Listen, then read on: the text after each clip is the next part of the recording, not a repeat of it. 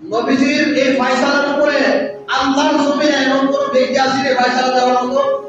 নবীজি যেটাকে হারাম বলেছেন, নবী বলেছেন তার সম্পদ অবৈধ, এই অবৈধ সম্পদ ওলা ব্যক্তি যদি নামাজ পড়ে, রোজা করে, হজ করে, যাকাত দেয়, পর্দা, মুজিদা, নিরাপ সব কিছু ঠিক আছে, তার টুপি, দাড়ি, পাঞ্জাবি, মাথাবি, তার বুরকা, তার সব কিছু ঠিক আছে, কিন্তু তার সমস্ত ইবাদত বন্দেগী আল্লাহর কাছে গ্রহণযোগ্য না।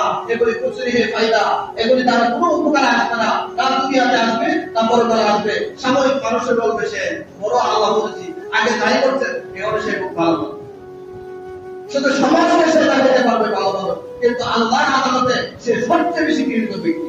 কথা বলে ঠিক কিনা? আমি বিজয় রক্ষায় বলছি যা আলোচনা হয়েছে এদিকে আমরা যতটুকু বুঝতে পেরেছি, আল্লাহ তাআলা আমাদেরকে সুদ, ঘুষ, হারাম টাকা পয়সা, টাকার মাধ্যমে যে সমস্ত ব্যবসা বাণিজ্য হয় এগুলো থেকে আমরা সবাই দূরে থাকবো। এরকম যারা করে সে দুই প্রদর্শনের হয়, সে আমার শত্রু, সে আমার সবচেয়ে বেশি শত্রু, অন্য সে আমার মুসলিম, অন্য সে আমার বন্ধু, অন্য সে আমার রেহেম সম্পর্ক, সে আমার সাথে বন্ধুত্ব হতে পারে না। কারণ সুদখোরের সাথে, ঘুষখোরের সাথে, জানাখোরের সাথে, হারামখোরের সাথে আমার সম্পর্ক হতে পারে না।